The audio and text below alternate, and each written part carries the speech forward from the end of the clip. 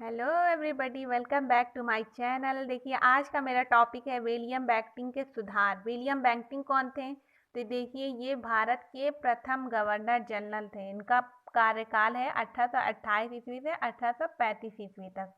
ये उन्होंने बहुत से ऐसे सुधार किए थे। मैं उनके सुधार के बारे में बताना चाहती हूँ।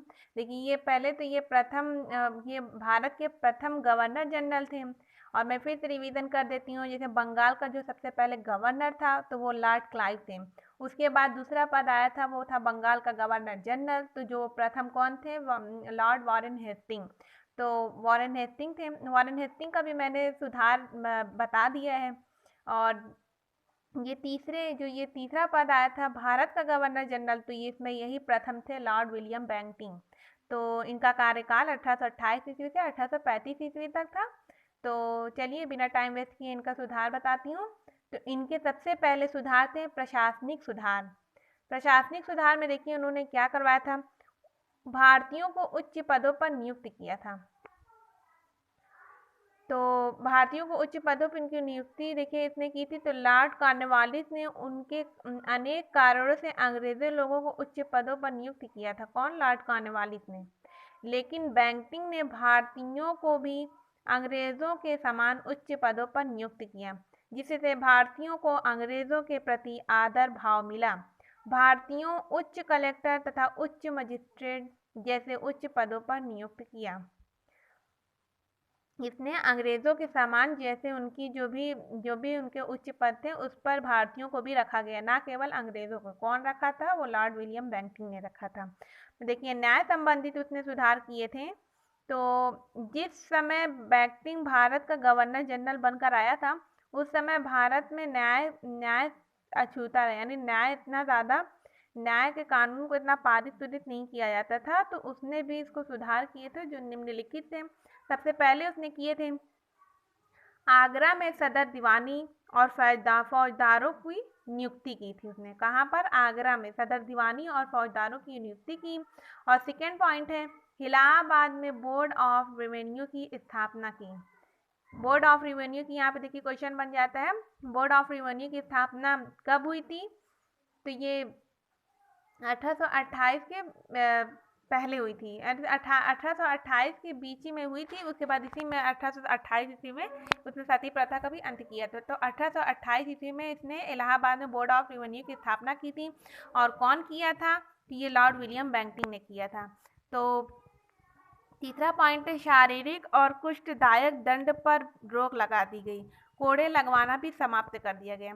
यानी कोई भी अगर यदि कोई अपराध करता था तो उसको अत्यधिक कठोर से दंडित किया जाता था, और जो भी कोड़े लगवाए जाते थे उसे समाप्त कर दिया था।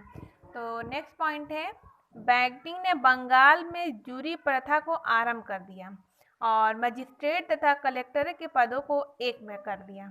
मजिस्ट्रेट तथा कलेक्टर के पदों को एक में कर दिया था, यानी जो दो अलग अलग थे उनको एक में कर दिया गया था। और भारतीयों की सुविधा के लिए सभी न्यायालय स्थानीय भाषा में व्यवस्था की गई, यानी यहाँ पे हिंदी भाषा की वो की गई थी। उसके बाद देखिए, अब इसने सामाजिक सुधार किए। जिस समय बेंटिंक ने भारत आया उस समय भारत की सामाजिक दशा शोचनीय थी। उस समय अनेक अनेक सुधार किए गए थे। देखिए, सामाजिक में तो सबसे पहले उसने क्या किया था? सती प्रथा का अंत किया था। सती प्रथा आप लोग जानते ही होंगे, जिसमें जिसकी जो स्त्री रहती थी, उनके पति की जब मृत्यु हो जाती थी तो उसे जला दिया जाता था। तो जो कि ये समाज में बहुत ही बड़ी बुराई थी। तो समाज में ये इतनी बड़ी बुराई थी, तो इसका मतलब राजा राम मोहन राय ने मतलब अपनी आंखों से मतलब किसी सती को जलते हुए देख लिया था। तो वो छोटे पे ही देखे थे, लेकिन जब वो बड़े हुए तो उन्होंने ये ठान लिया था कि मैं इस पर रोक लगाऊंगा ही, आगे चलकर मैं इस पर कोई निर्णय लूंगा।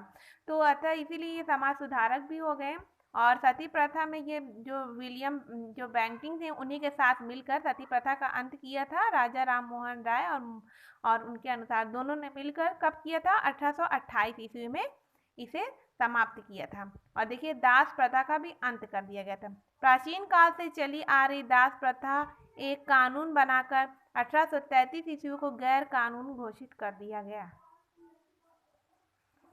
उसके बाद नेक्स्ट है, तो ये देखिए, ठगी प्रथा का अंत हुआ था, तो उसने ठगी प्रथा का भी अंत कर दिया था।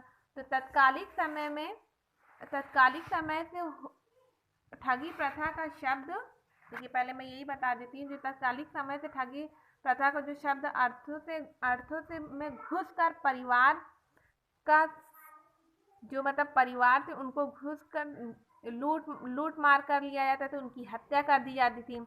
और बैंटिंग ने कर्नल स्लीमैन की सहायता से 3000 ठगियों को कैद किया और उनको फांसी दे दी गई, और यहीं पर ठगी प्रथा का अंत हो गया था। और बलि प्रथा, देखिए बलि प्रथा जो थी वो नवजात शिशु की हत्या कर दी जाती थी, और इस पर बैंटिंग ने रोक लगा दी, जिससे शिशुओं की मृत्यु घट गई थी। बलि प्रथा पहले बहुत ही होती थी, जिसमें बच्चों की ऐसी मौत हो जाती थी, उसमें उसकी हत्या कर दी जाती थी। तो जिससे बलि प्रथा कौन समाप्त कर दिया था, यहाँ पे देखिए उसने दास प्रथा का भी अंत किया, सती प्रथा का अंत किया, ठगी प्रथा का अंत किया, बलि प्रथा का अंत कर दिया। उसने इतने सारे समाज में जो बुराइयां थी उसको समाप्त कर दी थी। तो उत्तराधिकार नियमों में परिवर्तन, देखिए हिंदू उत्तराधिकारियों के नियमों के अनुसार धर्म परिवर्तन होने से उसे उत्तराधिकार से वंचित कर दिया जाता था, परंतु बैंटिंग ने इस पर रोक लगा दी। तो बैंटिंग ने बहुत से सुधार किए, उनके सुधार समाज के हित में तो बहुत ही अच्छा था कि उसने सबसे पहले उसने सती प्रथा का अंत कर दिया था, फिर दास प्रथा का अंत किया, ठगी प्रथा का अंत किया, वो बलि प्रथा का अंत किया, और इसने कानून के लिए, जो न्याय के लिए कार्य किए थे, तो उसने इलाहाबाद में बोर्ड ऑफ रेवेन्यू की स्थापना कर दी थी, जो कि मैंने पीछे सब बता दिया है। तो उम्मीद करती हूँ आपको ये वीडियो अच्छी लगी होगी, और अगर वीडियो अच्छी लगी है तो लाइक करें और सब्सक्राइब भी कर दें।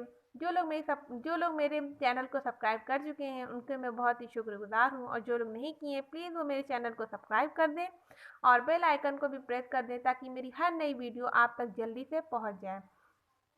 तो मिलते हैं अगली वीडियो में, तब तक के लिए इसे आप पढ़ लें।